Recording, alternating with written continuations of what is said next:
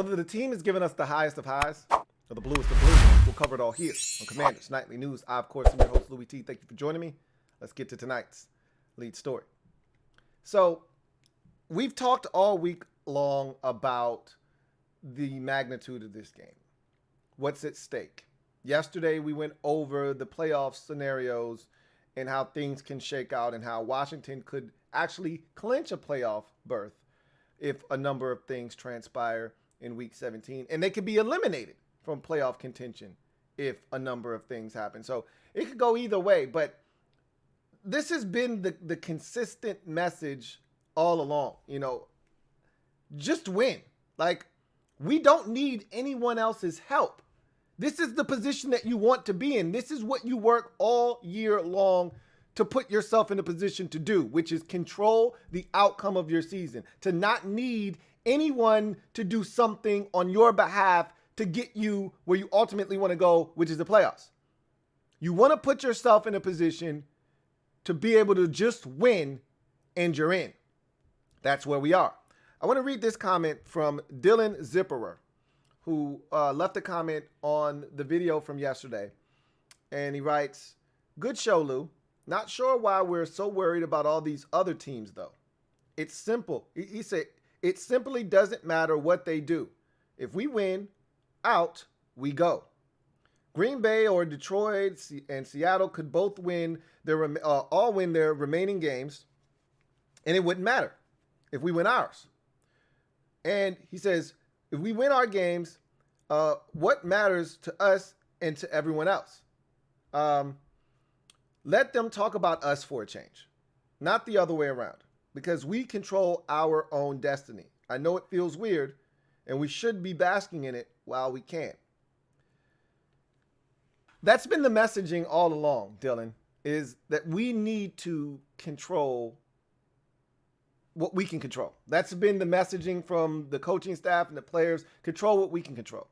Be where your feet are, right? Be present in the moment.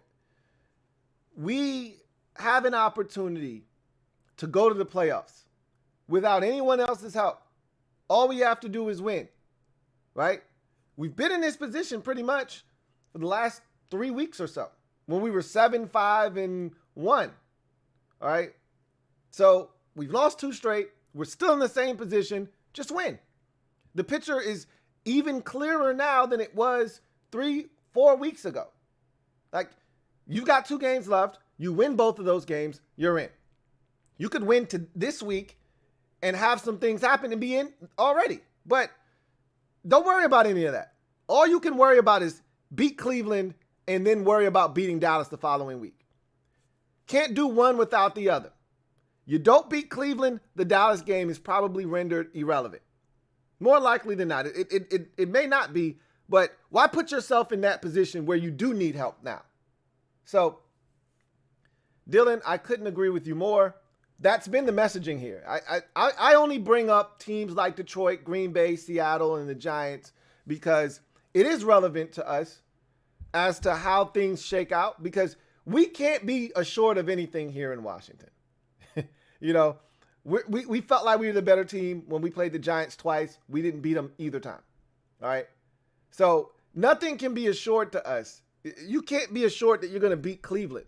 So what Detroit does, what Seattle does matter. But in the grand scheme of things, the messaging has been consistent, and it's exactly what you said. We don't have to worry about those teams if we just take care of our business. That's always been my messaging when it comes to the division. Like, I don't care about Dallas. I don't care about the Giants or the Eagles. If we take care of what we have to take care of, we'll be fine. We'll be fine, you know? So let's do it. I'm ready for Ron Rivera to finally cross over that 7-game threshold here in Washington. So many people are using that as a crutch. Oh, Ron can't win more than 7 games here, and so we're not going to win another game this season. I'm sick of that narrative. Let's crush that today. The theme of the season, if you remember, before it started, I deemed that the theme of the season was going to be change the narrative, right? Ron needs to change the narrative. Carson Wentz needs to change the narrative. Here's an opportunity to change the narrative. It starts, it's not over with a win against Cleveland, but it starts here. If you're serious about changing the narrative, here's the opportunity right in front of you. Beat a 6-9 Cleveland Browns team, which will put you one step closer to making the postseason.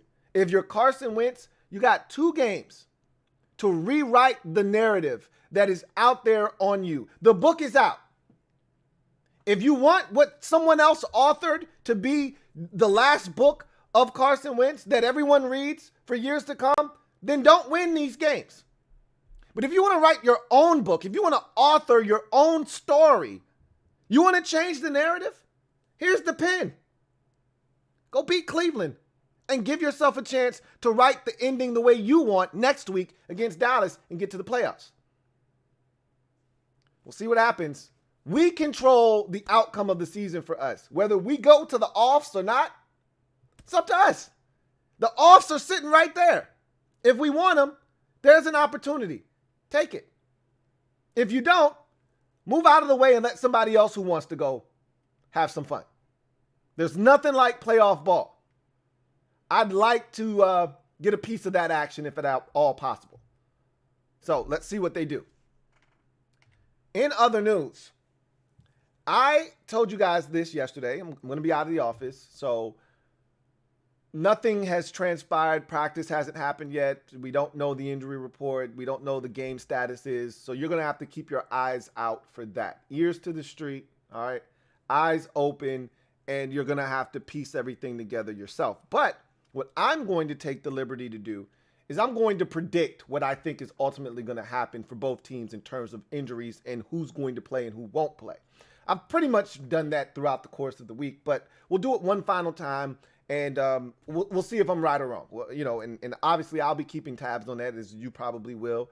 And we'll see who plays and who doesn't. I've got a really good idea on both sides of who probably will go and who won't. But there could be a curveball or two. We'll see. But before we get to that, I got some tickets to give away. So let's do that first. I want to thank each and every single member of the MOBB and members of Patreon for being so supportive of the Louie T Network. It's been a great year. We're going to turn the calendar. By the next time we meet, it's going to be 2023, but you guys have made 2022 the most successful year in the history of the Louie T Network. I can't thank you enough. And so again, these tickets are just a small token of my appreciation for all that you do for the Louie T Network. And so once again, those of you who were interested, who used the hashtag #DoodooBrown, you've been entered into the drawing. So here it is. Good luck. And once again, thank you and Happy New Year.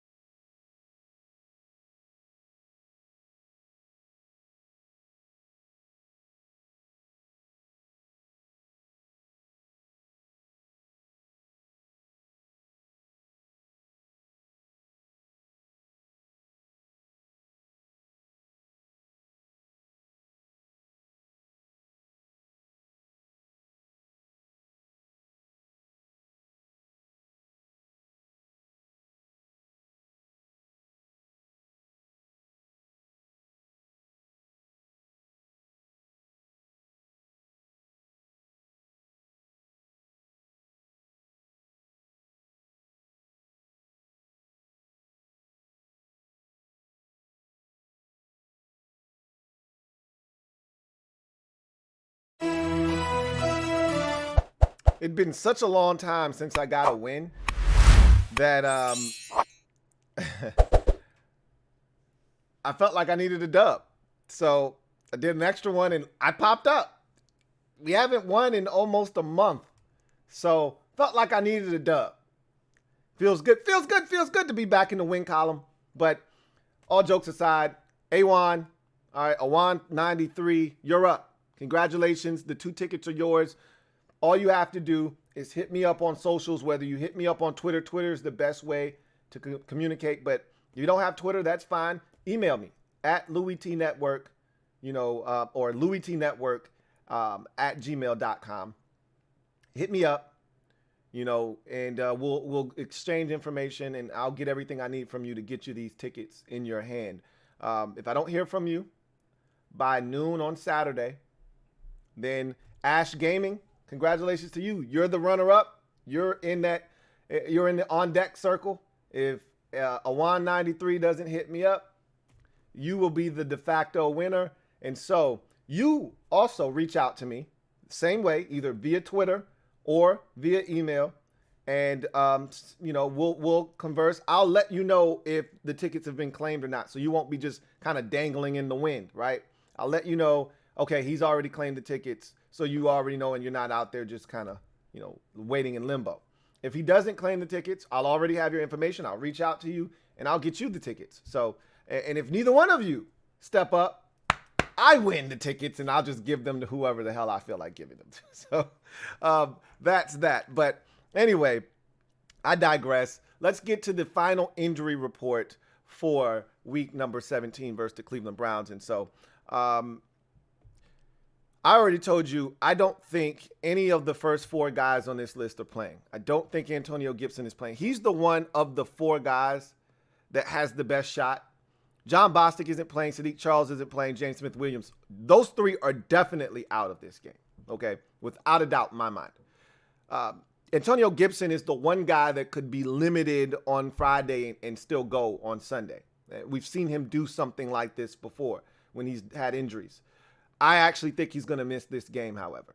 I do think he's going to be out, and we will see Jarrett Patterson active, and it'll be more of a two-headed monster with Brian Robinson and Jonathan Williams. But I think Gibson's going to miss this game. So I think Gibby's out. Chase Young's going to play. I'm not even concerned about him. I think Cam Curl is going to be out of this game. I think he's going to be out of this game. We'll see. I know they want him to go. I know after the struggles last week covering the tight end position and knowing that there's another athletically gifted tight end coming to town this week, they would love to have him back in the lineup. But I sincerely believe he's one more week away from being back on the football field. And so I think they hold him out of this game and they bring him back next week against Dallas for the season finale. Regular season finale, rather. So we're going to have to try to make do with what we have in that secondary. I think Cam Curl's going to miss this game. I hope I'm wrong. Andrew Norwell going to play, not worried about him. Benjamin St. Juste, I do not think he's going to play either. I think we saw him re-aggravate the ankle against San Francisco. We saw him barely be able to run. Okay, so I'm not only nervous for this week, I don't think he'll be ready to go next week either. Like, this is a problem, that we're dealing with here. But I think he's going to miss this game as well. We'll see. I hope I'm wrong again, but I don't think I am with him in particular. Cam Curl, it's 50-50. It's up in the air. It's a coin flip. Juice, I think he's out. Just like I think Gibson's out, I think Juice is out this week. Shaka Toney, Brian Robinson, Derek Forrest, Wes Schweitzer, Percy Butler, I think all of those guys will play. So when it's all said and done, I think we'll be missing Gibby, Cam Curl, and Benjamin St. Juste. Three huge pieces to the puzzle of this football team. I think will be out in this game, and we'll have to make do without them. But I think everybody else, again, take out Bostic, Charles, and James Smith-Williams. Those guys aren't playing. They're definitely out. Add Gibson, Curl, and St. Juste to that list. I think all of those guys are going to miss the game as well. But everybody else that's on this list, I think they're going to play. Wes Schweitzer, Derek Forrest, Brian Robinson, Andrew Norwell, Chase Young, all those guys are going to play. That's my story, and I'm sticking to it. Let's go to the Brown side of things. Really, what it all boils down to is two guys in particular, Jedrick Wills and Jadeveon Clowney. I think both of those guys are going to miss this game. Everybody else on this list is going to play for the Cleveland Browns. That's the way I see it. Maybe Demetric Felton down here at the bottom may not be able to go with an illness, but for the most part, I think every single one of these guys is going to go, with the exception of Jedrick Wills and Jadeveon Clowney. We'll see. Both of those guys could ultimately end up playing, but I think the Browns will have pretty much a full complement of their guys outside of Jedrick Wills and Jadeveon Clowney. So let's go ahead and transition to the game plan. All right.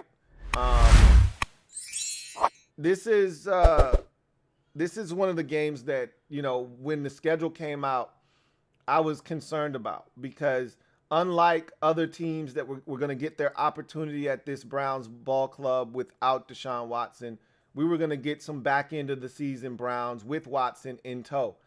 I actually don't know if that's a bad thing because Jacoby Brissett, although he's not Deshaun Watson, had played all season and he was much more in tune to what was going on than Watson, had been and has been really. And so I don't know if that's the worst thing in the world that we're getting Deshaun Watson. That said, I know what Watson is as a player. I know what he can be. And if we don't play the kind of football that we're capable of playing, he will shred us. He will hurt us with his legs. He is an athlete. He is a guy that can put a team on his back and lead them to victory. He hasn't done that this season. Doesn't mean he won't do it at any point this season. I don't want to be the team that he does do it against this season. So I've made it abundantly clear what needs to be done in this football game. Defensively, we got to stop Nick Chubb and Kareem Hunt.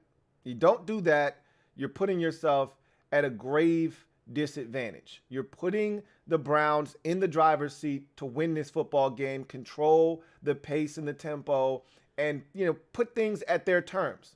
You stop the run game and you force Deshaun Watson to beat you, which he hasn't really done effectively since he's returned from his suspension. And rightfully so, the man's been out essentially 2 years of football. Then you're going to have a great chance of winning this football game. But again, we've had issues at times stopping the run when we know what's coming. We knew what was coming against the Tennessee Titans, and we still allowed Derrick Henry to rush for damn near 100 yards in the first half of that game. All right. We knew what the Giants were going to do late in the game in the second contest, and we let Saquon Barkley rip off 3 runs for 41 yards. All right. The guy had 36 yards total the entire game rushing, and then you let him rip off 3 runs for 41 yards before we decided to do anything about it. You can't wait. You can't be reactive here. You have to be proactive. You have to come out with that 5-man defensive front with John Ridgeway on the field, and you have to send a statement to the Browns early in this game that you're not running the football today. And you have to make Deshaun Watson find targets and make him be accurate with the football, which he hasn't really been. He's been sporadic with his accuracy. He's missed guys. He's made mistakes. He's not seeing the field all that well. You have to put him in a position where he's going to have to throw the football 30 plus times, teetering on 40 times for them to win this game. And that hasn't been a good formula for the Browns since he's come back. When they're running the football, they're keeping his attempts down into the 20s. That's when they're effective, and that's when they're winning football games. When he's throwing it 30 some odd times, up to 40 some odd times as he's done once or twice, they're not winning games. So we need to stop the run.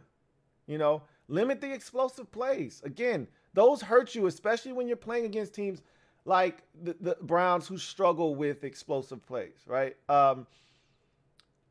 It was frustrating watching us play against the Giants because everything was so off and soft because we didn't want to give up anything over the top, and that can be frustrating, but there's a method to that madness because you much rather give up a 5-yard out or a 7-yard stop than a 47-yard go ball. So I understand, some of the tactics that we use. It's just frustrating because you're seeing easy completions underneath for a team that struggles to move the football. But I'd much rather see that than to see Amari Cooper get behind Danny Johnson for a 47-yard gain. And just like that, they're in field goal range. Even if they don't do anything else on the drive, they've already got 3 points. Now, they've got a shaky field goal kicker in rookie Cade York. He's streaky.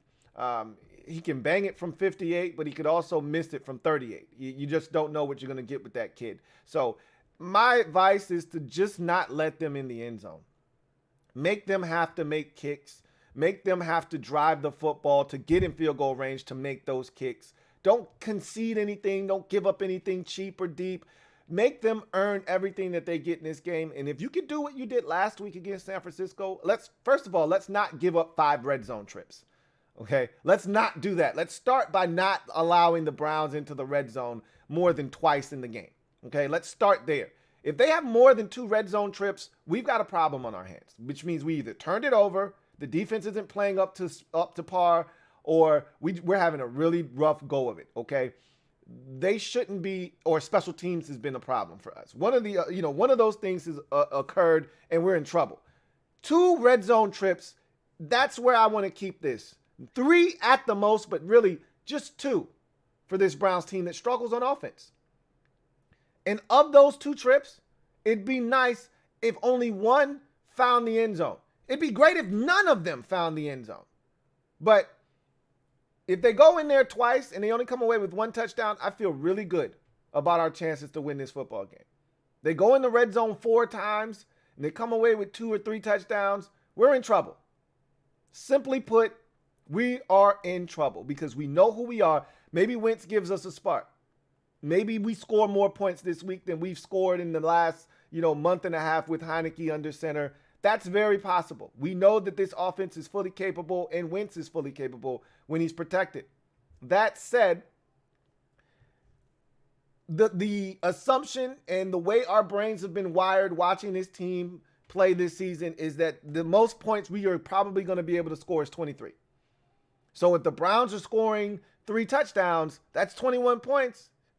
Assuming that they make all their extra points, you're putting yourself in a really tough spot. If you give up 3 touchdowns, you give up 2, that's 14 points. That's tough too, but you can overcome that.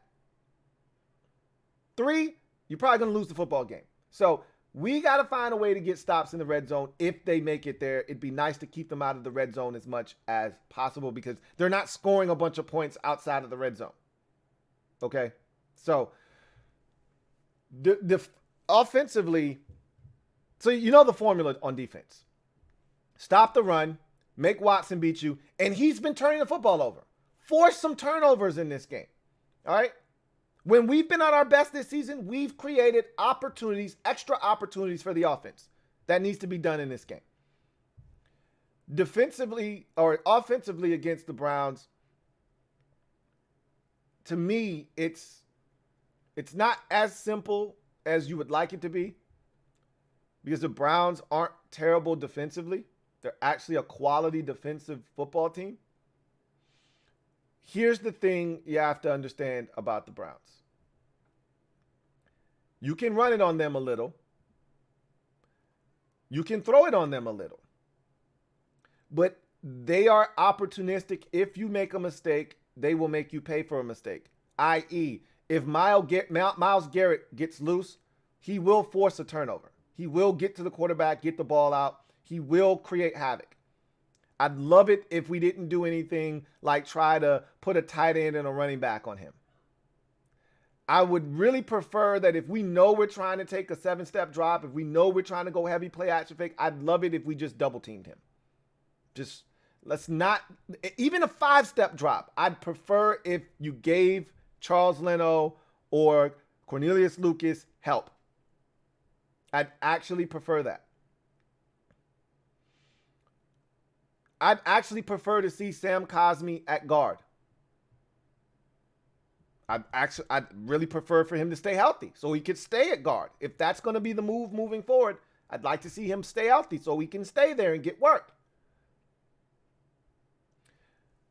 I'd like to see us be aggressive in this game. I know you guys want the 3 yards in a cloud of dust, offensive attack, control the clock. I'd actually like to see us be more aggressive. And I get it. Wentz is in there. You don't want him taking shots. You don't want him back there holding on to the ball. That's something he likes to do, getting sacked and all of that good stuff. I want to see us utilize the best part of our team, which is our receivers. That's what I want to see more of. All right.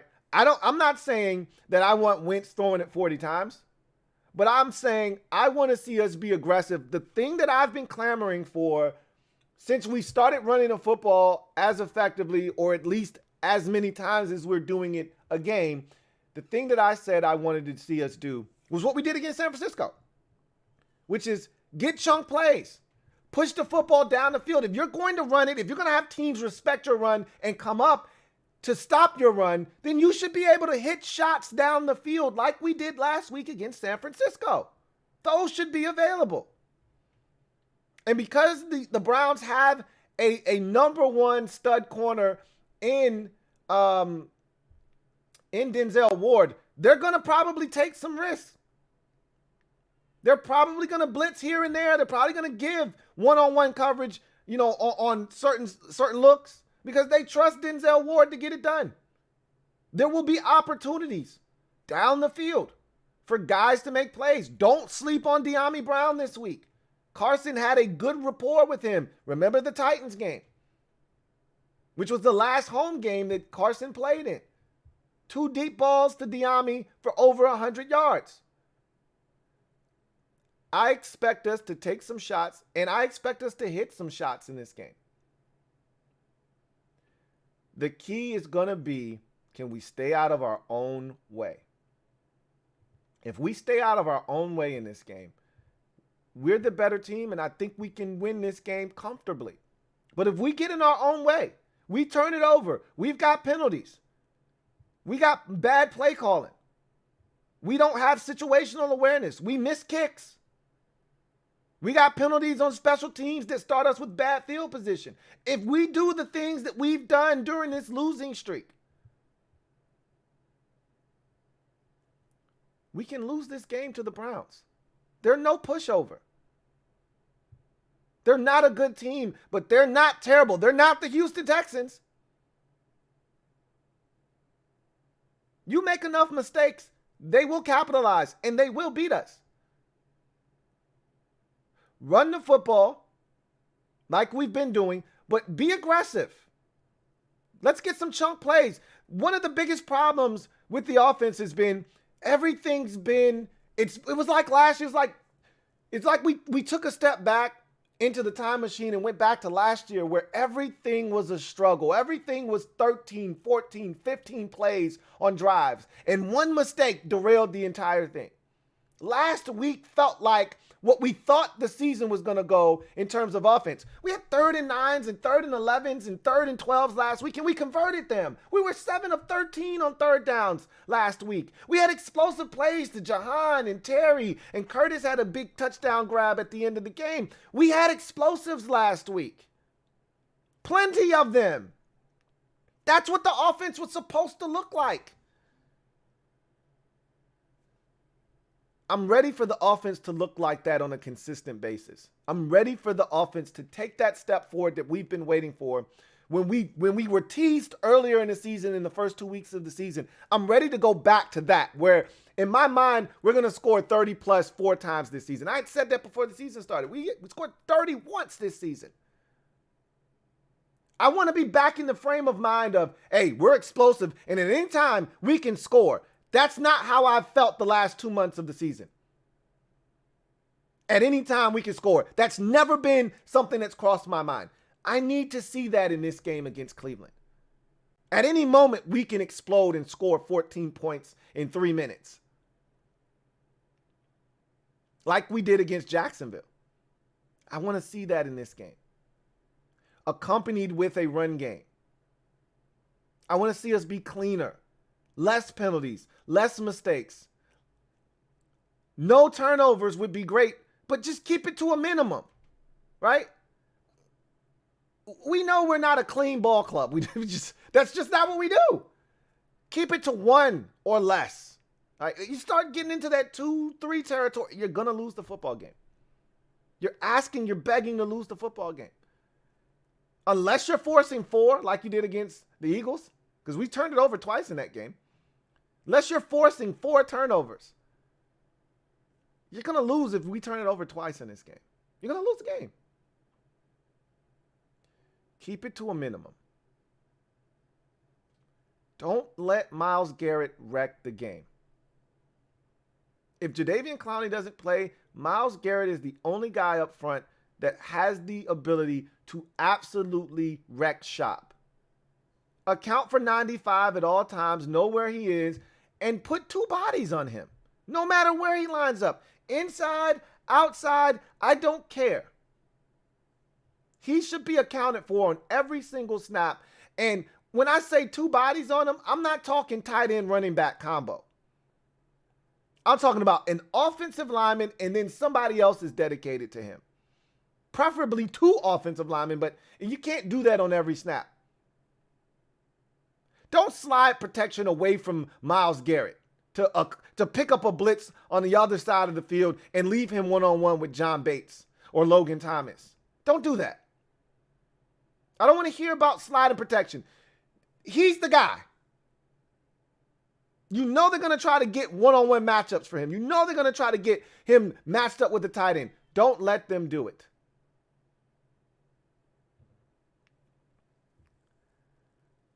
I like this game for us, but I'm not in love with this game for us. But I like this matchup for us. I think it's one that we can handle, but we got to do the things that we're capable of doing. Can Wentz give us the spark that we're looking for on offense? Can the defense do to the Browns what other teams have done to the Browns that have had success against the Browns, which is limit Nick Chubb, force Deshaun Watson to beat them, and not have him be able to do it?